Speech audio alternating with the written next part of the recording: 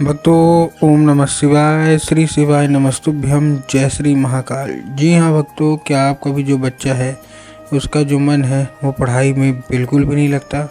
आप लोग बहुत ज़्यादा परेशान रहते हो उसकी पढ़ाई के लिए कि आखिरकार हमारा जो बच्चा है वो पढ़ता क्यों नहीं है। जब भी आप उसको पढ़ाने के लिए बैठाओगे तो कहीं घूमने चला जाएगा, कहीं कुछ करने लगेगा, कहीं कुछ करने लगेगा, लेकिन फिर भी आपका जो बच्चा है ना वो पढ़ेगा बिल्कुल भी नहीं। आपको भी समझ में नहीं आता कि आखिर ऐसा क्या हो गया जिसके कारण आपका जो बच्चा है ना वो पढ़ता नहीं है। तो आपको परेशान होने की कोई भी आवश्यकता नहीं है। आज जो मैं आपको उपाय बताने वाला हूँ, अगर आपने केवल उतना ही उपाय ध्यान से सुन के और अच्छे तरीके से कर लिया तो अवश्य रूप से आपका जो भी बच्चा है ना जिसका भी मन पढ़ाई लिखाई में नहीं लगता, अवश्य रूप से वो पढ़ेगा ही पढ़ेगा और बिना कुछ बोले बिना कुछ कहे केवल पढ़ाई ही करेगा। आज मैं आपको पूरा का पूरा उपाय बताने वाला हूँ। देखिए, आपको भी पता है कि पूज्य गुरुदेव की जो कथा होती है ना उसमें लाखों की भीड़ आती है। कैसे भीड़ आती है? लाखों की भीड़ आती है। और जब गुरुदेव की कथा में लाखों की भीड़ आती है तो वहाँ ज़्यादातर जो भक्त होते हैं ना वो क्या करते हैं, पत्र के द्वारा अपनी इच्छा और अपनी मनोकामना जो है वो गुरुदेव तक पहुँचाते हैं। तभी गुरुदेव की कथा चल रही थी और गुरुदेव की कथा में क्या हुआ, लाखों की भीड़ आई।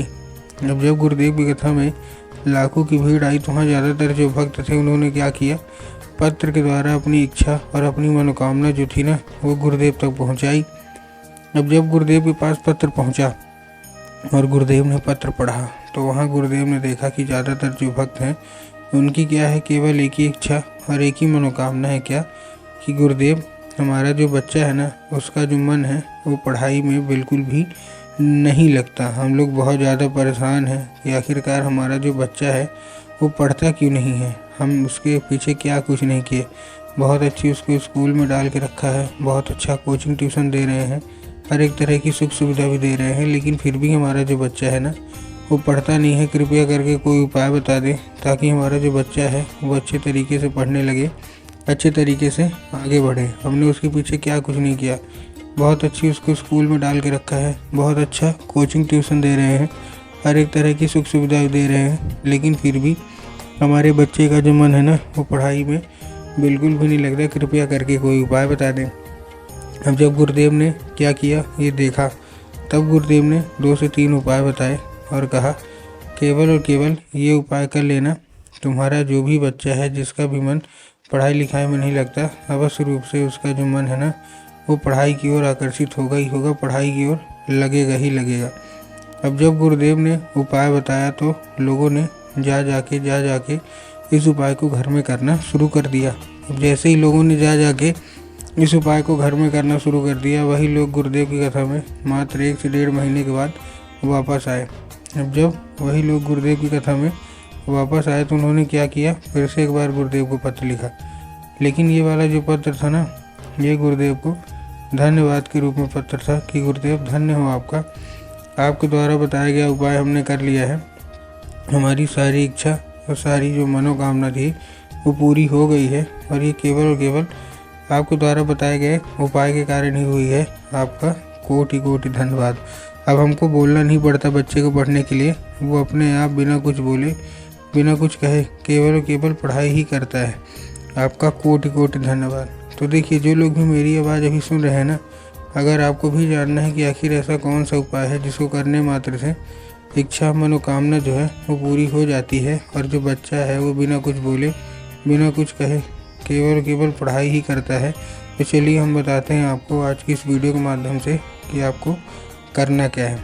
लेकिन उसके पहले चैनल पे अगर पहली बार आए हैं और आवाज़ मेरी पहली बार सुन रहे हैं तो वीडियो कर दें लाइक और चैनल को भी कर लें सब्सक्राइब, ताकि पूजनीय पंडित प्रदीप जी मिश्रा के रोज़ नए नए उपाय जो कि मैं उनकी कथा से सुनता हूँ, श्रवण करता हूँ, सबसे पहले मैं आपको प्राप्त करा सकूँ। ठीक, तो देखिए, जो हमारा सबसे पहला उपाय है, इस उपाय में आपको करना क्या है। जो हमारा सबसे पहला उपाय है, इस उपाय में आपको सबसे पहले लेना क्या है, केवल और केवल आपको लेना है 3 काली तिल और 1 धतूरा। क्या लेना है? 3 काली तिल लेना है और साथ में 1 धतूरा लेना है। अब देखिए, काली तिल और काली मिर्च में बहुत सारे लोग कंफ्यूज भी होते हैं कि काली तिल क्या है, काली मिर्च क्या है। हमको थोड़ा साफ साफ बताओ कि हमको लेना क्या है। तब गुरुदेव ने साफ साफ बताया है कि आपको क्या लेना है, आपको केवल और केवल लेना है काली तिल, साथ में एक धतूरा ले लिए। अब लेने के बाद आपको करना क्या है, जैसे आपने लिया, लेने के बाद उसको लेके पहुंच जाना है कहाँ, सीधा सीधा शिव मंदिर पहुंच गए। अब शिव मंदिर पहुंचने के बाद आपको क्या करना है, जैसे शिव मंदिर पहुंचेंगे, शिव मंदिर पहुंचने के बाद आप दक्षिण दिशा में खड़े हो जाइए और उत्तर की ओर अपना चेहरा कर लीजिए। अब देखिए दक्षिण और उत्तर में ना बहुत सारे लोग कंफ्यूज भी होते हैं कि दक्षिण क्या है, उत्तर क्या है, हमको थोड़ा साफ साफ बताओ। तब गुरुदेव ने साफ साफ बताया है कि आपको क्या करना है, आप जिस भी शिव मंदिर जा रहे हैं ना, उस शिव मंदिर का जिधर साइड जलाधारी हो, आपको अपना चेहरा उधर साइड करके खड़े हो जाना है। ठीक, खड़े हो गए। खड़े होने के बाद आपको क्या करना है, एक नाम लेके, कौन सा, महादेव का बहुत ही सुंदर सा नाम है, श्रम्भेश्वर महादेव। तो आपको करना क्या है, आपको श्रम्भेश्वर महादेव का नाम लेके और उन्हीं का स्मरण करके आपको चुपचाप क्या कर देना है, अर्पित कर देना है बस। पूज्य गुरुदेव कहते हैं कि अगर आपने श्रम्भेश्वर महादेव का ये उपाय कर लिया तो अवश्य रूप से आपका जो बच्चा है ना, वो पढ़ाई की ओर आकर्षित होगा ही होगा। ठीक, ये था हमारा पहला उपाय। अब हम चलते हैं अपने दूसरे उपाय की ओर। अब देखिए जो हमारा दूसरा उपाय है, इस उपाय में आपको करना क्या है, जो हमारा दूसरा उपाय है, इस उपाय में आपको सबसे पहले लेना क्या है, इस उपाय में आपको सबसे पहले लेना है, जितनी भी माताएं हैं आपको लेना है एक लाल फूल, और एक लाल फूल के साथ साथ आपको और क्या चाहिए, जैसे आप एक लाल फूल ले रही हैं, एक लाल फूल के साथ आपको इस उपाय को करने के लिए आपके घर में माता सरस्वती की फ़ोटो होना अति अनिवार्य है। अगर आपके घर में माता सरस्वती की फ़ोटो है तब तो अच्छी बात है, लेकिन अगर फ़ोटो नहीं है तो आपको बाज़ार जाना है और माता सरस्वती की फ़ोटो लाना है और घर में उनको स्थान देना है। ठीक, दे दिया स्थान देने के बाद आपको क्या करना है, शाम के वक्त जब भी आपके घर में पूजा पाठ होती है ना, तो आपको क्या करना है, वो लाल फूल माता सरस्वती को अर्पित करना है और माता से उसको औषधि के रूप में मांगना है कि माता कृपया करके हमको इसको औषधि के रूप में प्रदान करिए। अब क्या होगा, अब वो औषधि का रूप ले लेगा। ठीक, औषधि का रूप ले लिया। अब आपको क्या करना है, उसी रात जब आपको बच्चा अच्छे तरीके से खाना पीना खा के सो जाए, तो आपको वो लाल फूल उठाना है और अपने बच्चे के माथे पे 2 से 3 बार उसको क्या कर देना है, फेर देना है।